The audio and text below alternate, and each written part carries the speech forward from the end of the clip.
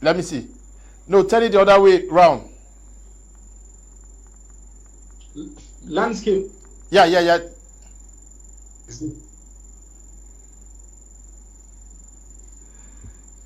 No. Can you just, Paddy Asanga?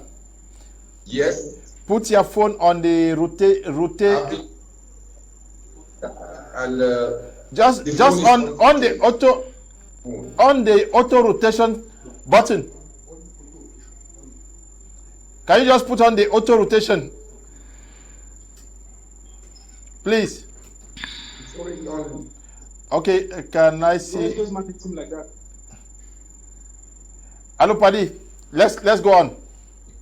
Yeah. No. It's not good. Just bring it back to where it was. Okay. Yeah. Okay. Yes, Paddy, just go on.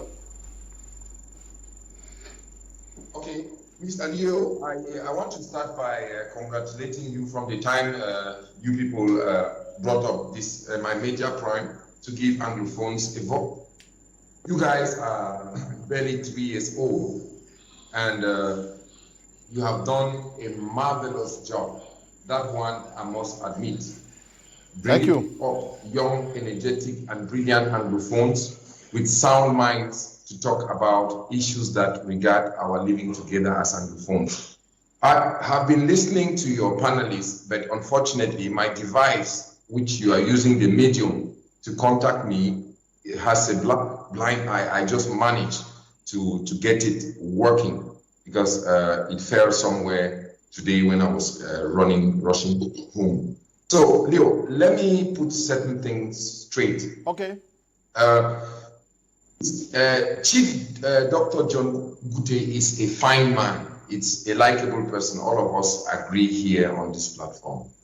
And as you people know, I am one of those people who think that the Anglophone crisis should be solved by Anglophones. And the Anglophone problem emanated from the change of constitution. Let's put that one straight. So all these cosmetic measures, whereas we of the SDF have been saying that we should go back to the parliament and let them be honest enough to use their obese majority and constitutionalize the gains of the national dialogue, if at all they are already gains. Remember that we also proposed the Canadian model, and I know that many people have been running to Canada, the whole world, most Africans, French, Francophones or Anglophones, they have been running to Canada and doing all and living their life well.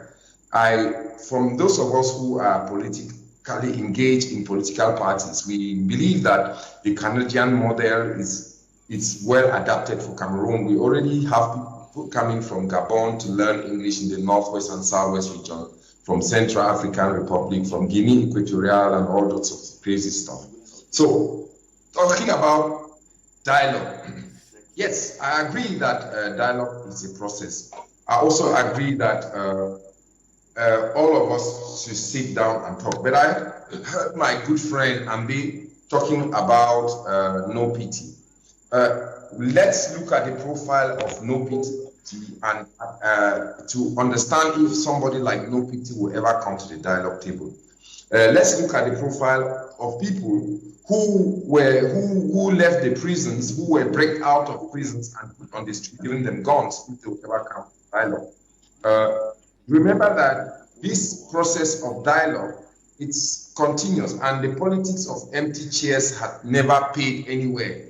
In 1992, we paid the price, and we are still paying the price today for boycotting the legislative elections, which the SDF swept all over Cameroon, and we learned from that mistakes.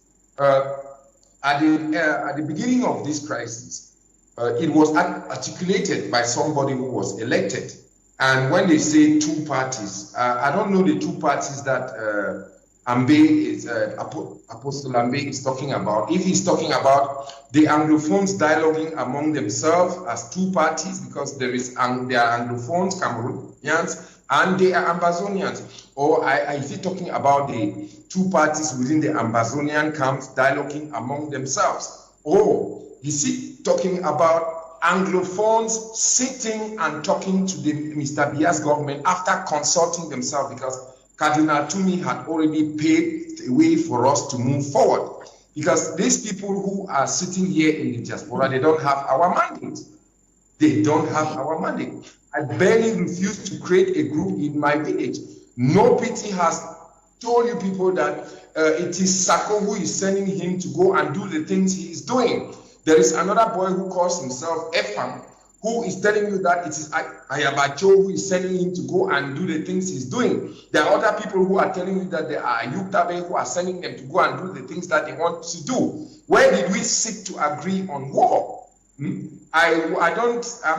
I'm not totally in support of what the Cameroon government is doing, but I think that the politics of empty chairs has never been. Coming back to the situation of Matazin, people should stop lying on television, because we of the Anglophone extraction, we are in every institution of that country and we can get information from everywhere. And I know what happened there. These guys have been called upon to go and do videos and send to their paymasters who are in the diaspora. So when the Prime Minister got at Matazin, he is somebody, that likable person that gets to the population and speaks to them in the language that they understand. But because this and that region had been overflown by a helicopter, those guys ran and were sitting in that hill in Pini, making the same type of videos, telling you that there is a bus that they are targeting. How many people were killed in those buses? We should try to be honest to ourselves and stop the bleeding. Cardinal Tumi had paved the way. What John Gute is doing is a political campaign for his career as a politician within the CPDM party. But for us Anglophones, we think that it is good for us to sit and get a credible leadership that will be based at home. Because here in the diaspora, we don't agree on anything. We send people's children to go and kill other people's children who call themselves Amber boys. Send people, call personalities names, they go and kidnap them, behead them, and do all sorts of crazy stuff. And people like Apostle Ambe, who's on the ground, who should have been with John Gute or with whosoever, is saying the things that he's saying. I consider to him, he has a reason for doing that, excusing me for joking. I also listened to my good friend, Far Elvis Tayo, from the MRC talking.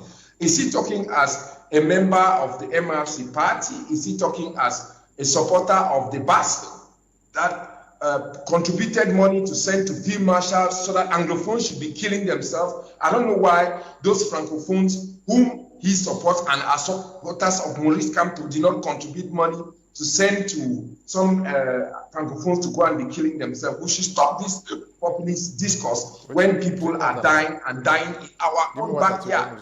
We should also accept the fact that we Anglophones, we voted to be part of Cameroon, and no other region has that peculiarity. So what is important for us today, it is the content of the spatial status, not the nomenclature. I heard somebody talk about Menchum Dipsy Paul. I am one of the supporters and members of the Abakwa Boys Club and a supporter of PWD Bamenda. Yes, I want to see an international stadium of the magnitude of Japoma and other places in Bamenda. I want the ring road. I want when some people of the Southwest will be castigating us and saying that we have nothing. I want the mentioned Ford project that can supply electricity to the whole of South Africa, West Africa, to be ignited. Those are the things that I want to see. So I think I'm done. Thank you, Leo.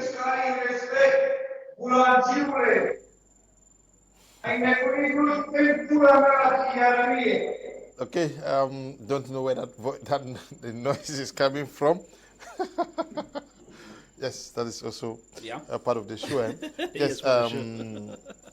Now, there's avoiding, there's accommodation, and there is compromise.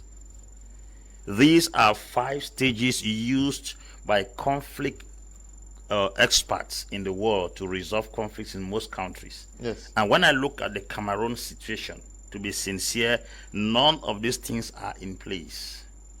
There is no collaboration. When I hear Paddy Asanga comes and say that we are speaking about no pity as who, or it's Sako who sent him, it is Abacho who sent Efang, it is Tabe who sent the rest. Let us be sincere. When Christian Cardinal Tumi called the All Anglophone Conference, was he given the permission? We are talking about being pacific. We are talking about being serene to approach the intimidation. For your information, most of these steps taken right now is as a result of the reactions of those boys in the bushes. All your gentility and calmness and serenity engaged in the past produced no fruits. Let us stop talking jazz and jargons on television and be sincere. Whether we like it or not, those guys are the people causing the insecurity in the Northwest province. Whether they are recognized or not recognized, they are insulted or not insulted, the reality is on ground. They are the ones causing the headache. And the earlier we target it like a medical doctor who sees an appendicitis in somebody and then cuts it off for the person to be free from the pain, the better. Rather than beating around the bush and talking, you minimize or ignore those guys, or you try to play down on them. The reality is that they have proven their relevance. Ignoring a problem is not solving the problem. That's the truth. Abusing somebody, the person is not doing something, the person is doing it, doesn't change anything. So you don't come on television and say, it is Sako will send this one. The 15 military that went down was not brought down by any other person. Well, brought down by these guys we are talking about. And so if we have a problem, they are the guys who are causing the problem. The earlier we face the people and deal with what is causing the problem, the better. So it is arrogance and nasty pride that will make you ignore somebody who is causing the havoc. When we come on television, we try to minimize those guys and try to talk low on those guys and try to downplay on them. Whether we like it or not, insulting that is an illiterate, insulting that is a fool, he has brought down people. And the insecurity we are facing there is caused by them.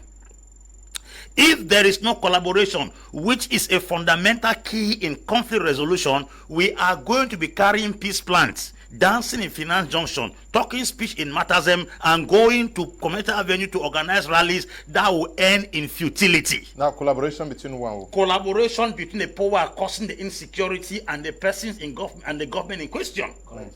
That's the truth. Not the population. Not the population. The whole of Northwest is not carrying gun. The whole of Northwest is not in conflict. There are a particular group of persons who are causing the brouhaha. There are a group of persons who are causing the anarchy and the pandemonium in the Northwest region. Let us look where the pain is coming from. That the appendix has a problem in the body, makes the entire body uneasy. So let's face the appendix and cut it. Let the entire body be at peace. Let us not play any low. Why are you call no pity an idiot, an illiterate? He has killed 15 military people. Let's face it. So that collaboration is needed. They are in the diaspora. They are here causing the atrocities. Let us face them. Number two, there is competition. There is competing. What does it mean to compete in resolving conflict?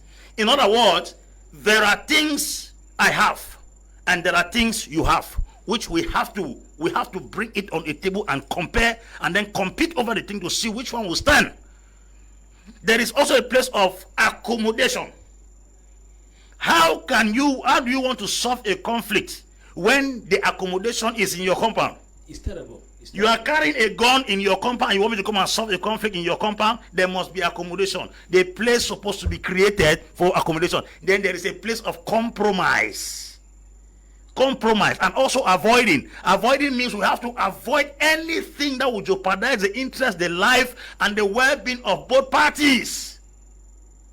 Then a compromise is when I must not only hold on to what initially caused me to start fighting.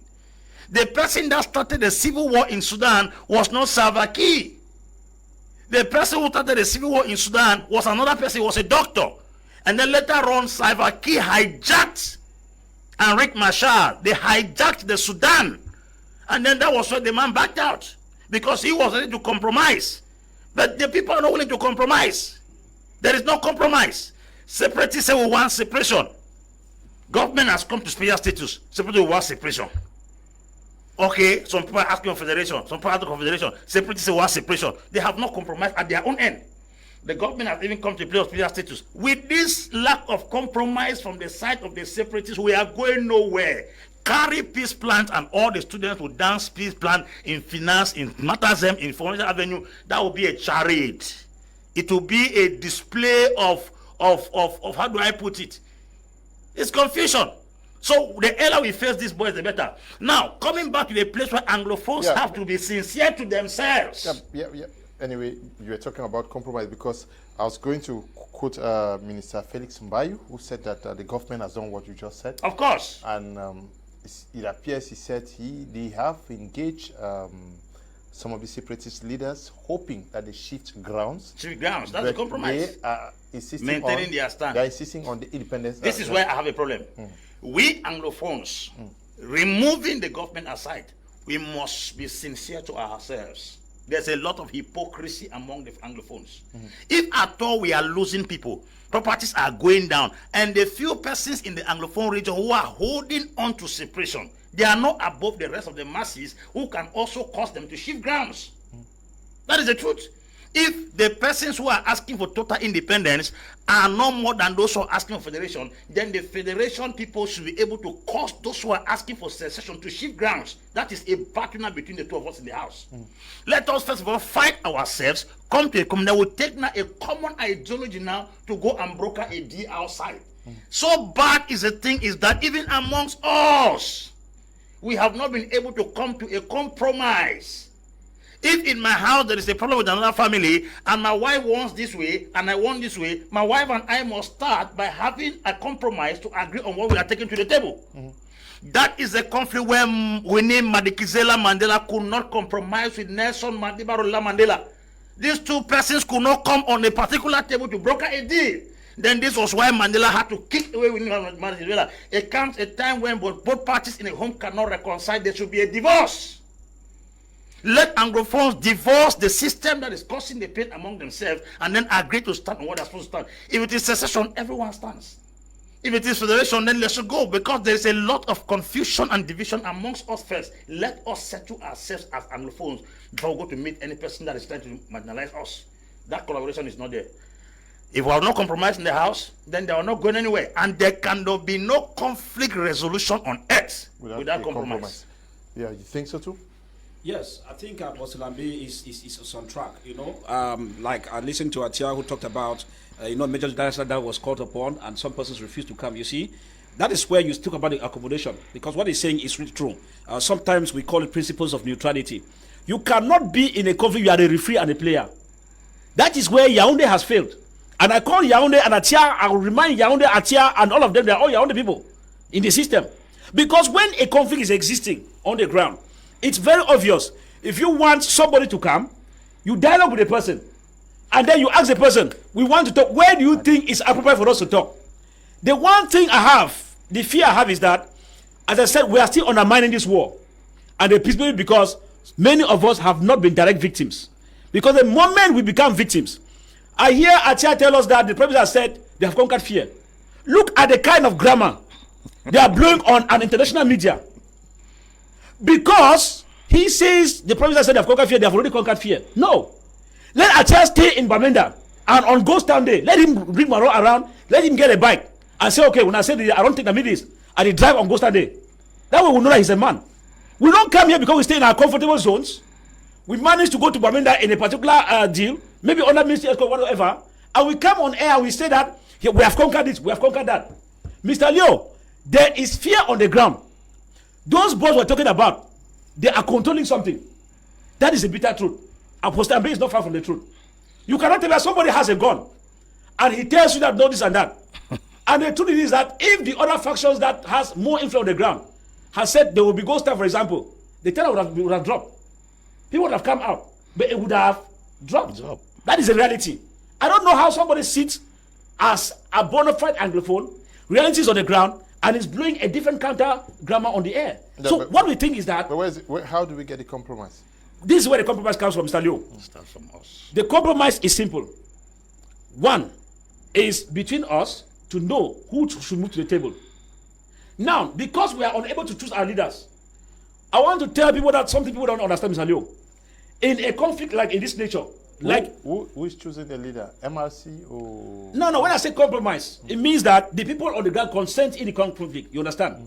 MRC has said there should be no to the war in the Northwest Southwest. Now there are principal parties involved. Now we have people who think that they have been marginalized. They are the stakeholders in it. We have stakeholders from different faces who have every reason to come together, do a compromise, and then decide a common face to take. But one thing I will say, Mr. Leo, if anybody thinks that we can move to the table in one rank, it's a lie. In Juba, there were more than 25 other factions. In Juba, in South Sudan. We had a main factor, we had other factions that were there. But what happened was that when the government decided the thing should end, they moved over. Accommodation that Apostle Ambe is saying came in. And they said, no. How do we do? And they agreed to move over to DRC. And the government even put the bills of the rebels to move over to DRC. And there was prison swap. Some of the government colonels who were in prison, and the other way around, they were released as based on that meeting to take place in DRC. This is what we call accommodation.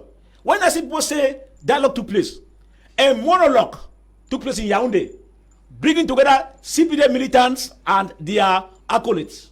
That's what took place in Yaoundé. Mr. Leo, if the government got there one day and said that the way forward, we are thinking that how do we do?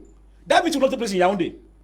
Apostle Ambe said something here. You cannot hold your gun in your house and you are calling me to drop my arms and come to your house. Well, I know I will be vulnerable. What are we saying here? Breach of trust is now existing between the both parties. Of course. Meaning the separatists and the government. Why? Because the government has not lived to their promises several times. That's what has pushed the separatists to a far angle. What can be done, Mr. Leo? If the government is sincere, Yaoundé, listen. Simply get there one day. Call these guys, you know them. Yaoundé knows about an eye. They are very intelligent. And tell them, what do we do? If you go to a mediator, they will propose. Yaoundé says, I feel this one should be mediator. Credible. I don't mean these not mediators who come in and take one at the background and they're blowing another hot grammar. And the separatists tell you no. Credible like far every style? No, I'm not necessarily being Mr. Leo. I'm talking about a different level now. Obviously, if you call us, I will come. You call Apostle, call me, I will come. I'm credible for that. Are you talking about the compromise here? No. What are you talking about? No, I'm talking about the issues of compromise, which are saying. Compromise that comes in. But we're being at the level of mediation. Because both parties lack trust for each other. The government does not only trust the Ambazonians fighters. The Ambazonian fighters too don't think that the government means business. Now, since as they cannot establish that compromise, a third party is therefore needed, Mr. Leo. If somebody tells that Yaoundé, from the way I see them making with these are cosmetic measures, if you tell you that Yaoundé can celebrate, it's a lie. Therefore, if Yaoundé comes in good faith, okay, you say you don't want this. Can you bring us somebody you think? We have Goodluck Jonathan is there. We have some former head of state. You understand? I mean, people have credibility. Of course. Yep. Now, if this comes, it means that they must be able to have local standing, such that any decision arrived at can be backed up by a document. Mr. Leo, you cannot be going for a peace mission as people are saying, national dialogue, when there was nothing written concretely on the ground to say, okay, we have agreed that this is a step. We are not doing this, we are not doing that. They are still blowing hot air and giving the impression that things are on the move. Therefore, when a third party comes in, Mr. Leo, you will see that a third party agreed by both of them. I repeat, not dictated. No. Agreed. Let us be very clear here. Yes. Let us be practical, because you said that Anglophones are hypocritical. That's what you said, Apostle Ambe. Let's assume that your party, the CRM, were to take power, and we are talking about compromise, and then there is that third party that comes in, and your president, Professor Maurice Kamto, says, this is what the government wants. We want Cameroon to be united, to stay as it is. And then the guys with the Ambassador says, no, we want independence. What do you do? What you simply do is that you put up a force of argument. Because it means that your bargaining power was not up to the task. Because it's a process, Mr. Leo. And in the peace process, you can hold even 15 of those meetings in different areas. At a point in time where you think that some people, you start doubting somebody, you bring in other stakeholders in terms of mediators. It's very possible. But what I was saying is that, first, if you look at it, from the onset, the tone that was used, we have arrogance. You find the way the regime members are saying, the president has done that. No. Because the arrogance we put in place. Don't you think that they have at least been shifting? in what the government Government is side saying? has Mr. shifted. Leo, government is shifting. His shifting is not good enough because there is lack of trust. I repeat again, there's breach of trust. Okay. So if the government wants the issue to go on, this case cannot be solved, Mr. Leo, without a mediator, a third party. No matter the grammar we blow here on air. Tilaris Atia, we are running out of time. We're talking about striking a balance. The Prime Minister said that the President of the Republic actually has said he cannot declare or wage a war against his children. He's asking the children to drop their arms and embrace peace, calling on the people of the Northwest region, Bamenda in particular, to remember their strong attachment to the values of life, to property, and to all the things that actually makes the Northwest unique. And how do we strike a balance? How do we get to a compromise? Because when I listen to Minister Felix Mbayu addressing the press, that is something that you have not raised.